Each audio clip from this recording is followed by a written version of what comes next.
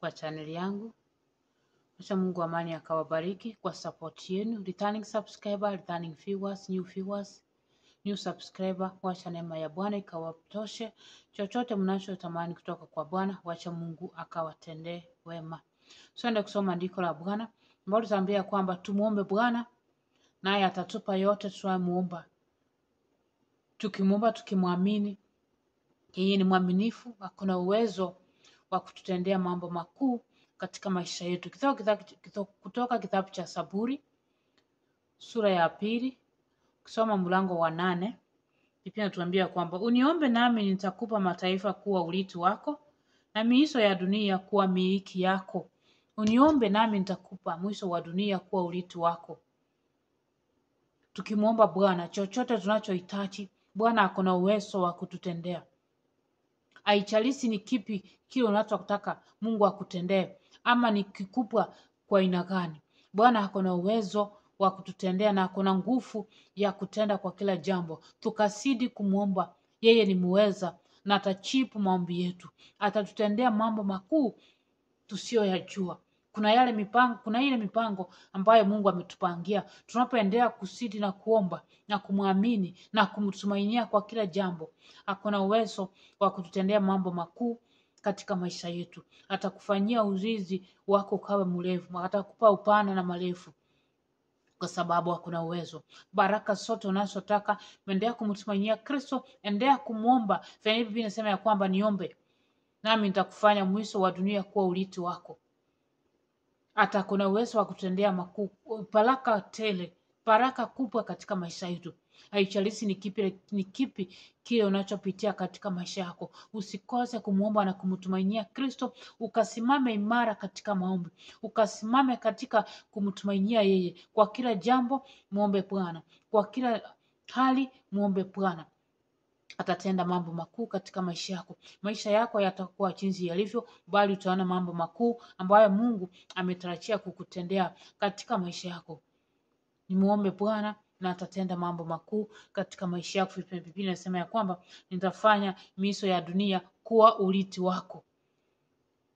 Haijalishi ni hali gani unapitia, haijalishi uko katika njia gani, endelea kumtumainia Kristo, simama kati na mapenzi yake. Atakutendea mambo makuu, atatenda mambo mengi katika maisha yako. Utaona njia zako zimefunguka, utaona mambo mengi katika maisha yako yamebadilika.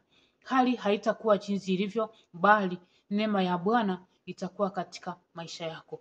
Biblia inasema kwamba tusimame kati na mapenzi ya Bwana, tutende yale Mungu ametupangia. Na ukiendelea kumtumainia, ukiweka kwa kila jambo, wacha Mungu asimame pamoja na wewe.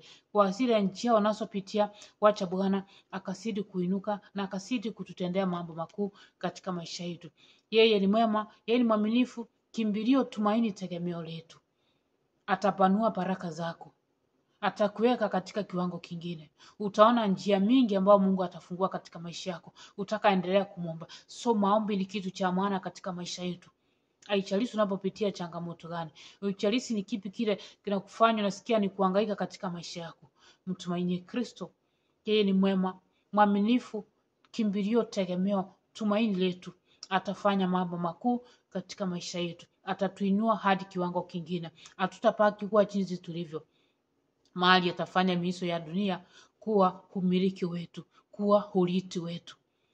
Maana yake baraka tele katika maisha yako. Hakuna uwezo wa kutubariki na vile vyote tunavyotamani katika hii dunia, bali tunapomuomba na kusimama imara kadri na mapenzi yake. Usiende kinyume jinsi Mungu anavyotaka. Msimamie, muangalie, mtumainie. Atatutendea mambo makuu katika maisha yetu. Baraka tele katika maisha yetu. Tutaona mambo mengi katika maisha yetu. Yeye ni mweza, mwaminifu, tumaini, tegemeo. Wewe ukajiulize, nje unapotaka jambo fulani, unaweka imani yako katika Bwana, unaomba, ama unaona kwamba unaendelea kuomba, unafika katikati unaona kwamba hii hali ni kama Bwana hata chip maombi, unakosa kuomba. Biblia inatuambia kwamba niombe nami nitafanya miisho ya dunia kuwa urithi wako. Ukairithi hinji, utairithi baraka zako utakapomtumainia Kristo, utakapotenda sawa za mapenzi yake. Usienende kinyume kata njia za Bwana, bali usimame ukamtumainie, ukamuombe Yeye ni mwaminifu. Hakuna lisilowezekana mbele zake. Hakuna litakalomshinda Mungu wetu. Atafungua njia pasipokuwa na njia. Atatengeneza njia mahali tunaona kwamba hatutaweza. Bwana ni muweza. Hakuna lisilowezekana mbele zake. Mtumainie, na maombi ni kitu cha kwanza kwa kila jambo. Omba Mungu, mtumainie, mtegemee yeye, mkimbilie, na utaona mambo makuu, hata yale usiyoyajua, hata yale haukuwa umeyatarajia. Hakuna uwezo wa kututendea katika maisha yetu. Yeye ni muweza, mwaminifu, tumaini, kimbilio. Bwana akawabariki sana. Neema ya Bwana ikazidi kuwa juu ya maisha yenu. Jua ya kwamba Mungu ndiye mtumainia kila jambo.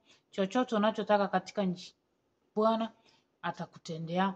Hakuna uwezo, hakuna lisilowezekana mbele zake. Haijalishi ni kipi unaona kwamba kwako hakiwezekani, lakini utaka endelea kumuomba na kumtumainia Kristo, Mungu atakufikisha kile kiwango ambao uko unatarajia. Mipango mingi umeweka, unaona kwamba hii mipango haitawezekana. Mimi sitaweza, sina uwezo. Lakini ukitaka kumwangalia Bwana kumtumainia, Mungu atakuwezesha yote na ukayafanikishe kadri ya mapenzi yake. Tumama katika yeye, wacha Mungu akatuinue, akatuweke katika hali nyingine kadri na mapenzi yake, kadri na njia zake. Yeye ni muweza, mwaminifu, tumaini, kimbilio letu milele na milele.